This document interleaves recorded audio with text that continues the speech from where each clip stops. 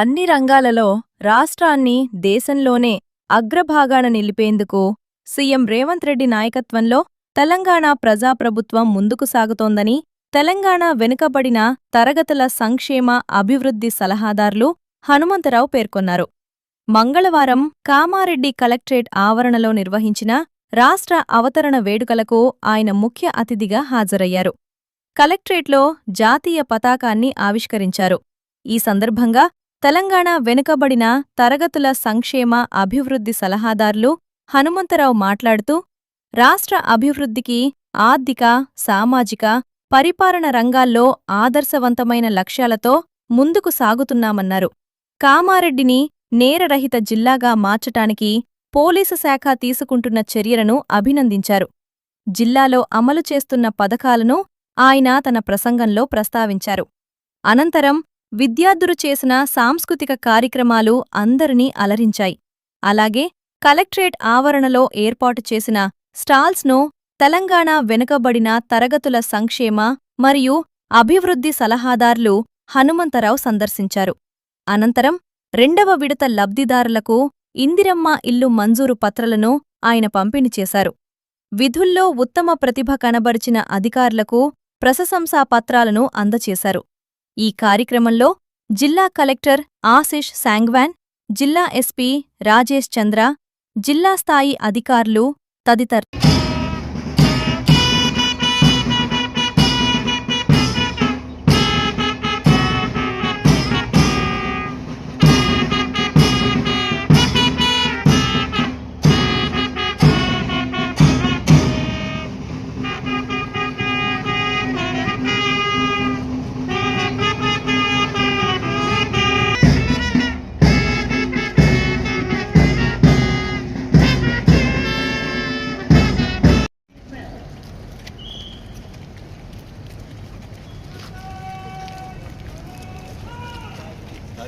చేరుకోబోతున్నారు.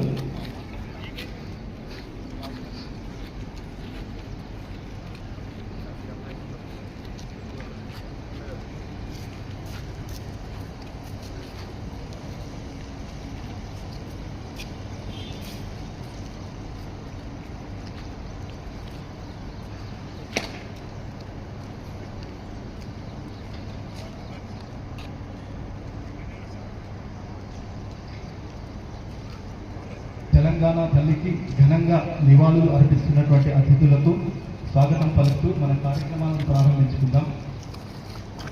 తెలంగాణ తల్లి యొక్క చరిత్ర ఎలా ఉంటుందంటే, భారీ సత్వపు సంకెళ్లను బాధతో వరించగా సాయుధ పోరాటమందున సమిధలైరి ఎందరో 60 ఏళ్ల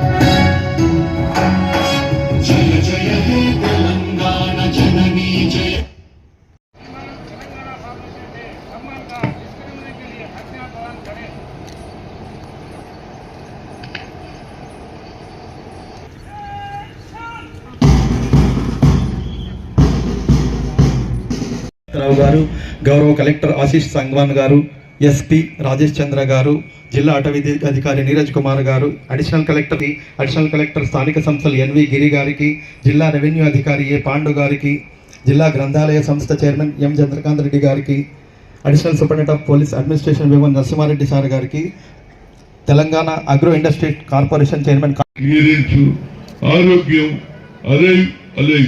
సంక్షేమం, బాలల భద్రత మరియు మానవదేవ వ్యతిరేక ప్రచారాలు, వ్యవసాయం, విద్య, యువత మరియు క్రీడలు, మహిళా సాధికారత మరియు భద్రత, పర్యావరణ,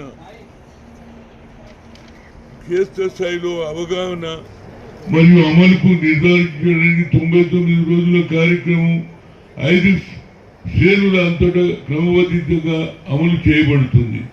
ఏప్రిల్ 2న గ్రామ స్థాయిలో గ్రామ సభలు, ఏప్రిల్ 16 మండల స్థాయిలో సమావేశాలు, మే 2-3 నియోజకవర్గంలో ఎల్లారెడ్డి నియోజకవర్గ సమావేశాలు, 22 జిల్లా స్థాయిలో సమావేశం నిర్వహించడం జరిగింది. ఈ కార్యక్రమంలో భాగంగానే 9,445 భవనాలు శుభ్రపరచడం జరిగింది. 5,386 ఫైళ్లను పరిష్కరించడం జరిగింది. జిల్లాలోని 22 ప్రాథమిక ఆరోగ్య కేంద్రాలలో ప్రత్యేకమైన వైద్య శిబిరాలు నిర్వహించి 4,170 మంది రోగులకు పరీక్షించడం జరిగింది. వ్యవసాయ శాఖ ద్వారా నేల నిర్వహణలో భాగంగా 6,400 మట్టి నమూనాలు సేకరించి సాయిల్ హెల్త్ కార్డు పంపిణీ చేయడం జరిగింది. బీసీ వసతి గృహాల 27 మంది విద్యార్థులకు సమ్మర్ కోచింగ్ ఇవ్వడం జరిగింది. గిరిజన వసతి గృహాల భవనాలకు శుభ్రం చేయడం జరిగింది.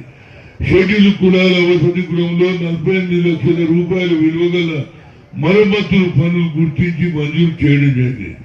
విద్యాశాఖ 10వ తరగతి ఇంటర్మీడియట్ పరీక్షలు మరియు క్రీడలో ఉత్తమ ప్రదర్శన సాధించిన 10 మంది విద్యార్థులకు 10,000 రూపాయల చొప్పున నగదు ప్రోత్సాహం కూడా అందించడం జరిగింది. మహిళా సాధికారిత మరియు భద్రత గురించి one stop one city one centre 68 లక్షల వ్యయంతో నిర్మించి ప్రారంభించడం జరిగింది. పర్యావరణ పరిరక్షణకి మనోత్వంతో భాగంగా 13,49,000 మొక్కలను నాటుకు లక్ష్యంగా నిర్ణయించింది. కామారెడ్డి జిల్లాలో వివిధ రంగాలలో సాధించిన ప్రగతి: 1. వరి ధాన్యం కొనుగోలు. ప్రస్తుత యాసంగి పంటలో 4,01,257 మెట్రిక్ టన్నుల వరి ధాన్యాన్ని రైతుల నుండి కొనుగోలు చేసి 839,40,00,000 రూపాయలు రైతుల బ్యాంకు ఖాతాలో జమ చేయడం జరిగింది. రైతు బీమా ఈ సంవత్సరం అందించిన 627 రైతుల నామినీల యొక్క బ్యాంకుల ఖాతాలో 31,35,00,000 రూపాయలు జమ చేయడం జరిగింది. రైతు భరోసా ప్రస్తుతం యాసంగిలో 3,99,281 రైతు ఖాతాలో 220,30,00,000 రూపాయలు చేయడం జరిగింది. మార్క్ఫెడ్ జిల్లాలో ప్రస్తుత యాసంగి మార్కెట్ ఆధ్వర్యంలో 36,662 మెట్రిక్ టన్నుల మొక్కజొన్న ధాన్యాన్ని 27 కొనుగోలు కేంద్రాలు రైతుల నుండి కొనుగోలు చేయడం జరిగింది. అదేవిధంగా పొద్దు తిరుగుడు జొన్న రైతులు 2,533 ఎకరాలు ఆయిల్ ఫామ్ సాగు చేయడం జరిగింది. ప్రస్తుత సంవత్సరం 1,300 ఎకరాలలో ఆయిల్ ఫామ్ సాగు చేయడం లక్ష్యంగా నిర్ణయించింది. ఆహార భద్రత జిల్లాలో ప్రస్తుతం ఉన్న 2,90,578 రేషన్ కార్డుల ద్వారా నెలకు 6,440 టన్నుల బియ్యం పంపిణీ చేయడం జరిగింది. ₹500లకు గ్యాస్ సిలిండర్ సరఫరా మహాలక్ష్మి పథకం. ఈ పథకం కింద జాయిలో ఇప్పటి వరకు 1,50,340 లబ్ధిదారులకు 5,58,900 గ్యాస్ సిలిండర్లు పంపిణీ చేయడం జరిగింది. దీనికి గాను ప్రభుత్వం 16,05,00,000 రూపాయలు సబ్సిడీ ఇచ్చింది. చేయూత పథకం వివిధ రకాల పింఛన్ల ద్వారా 1,58,719 మంది పింఛన్లకు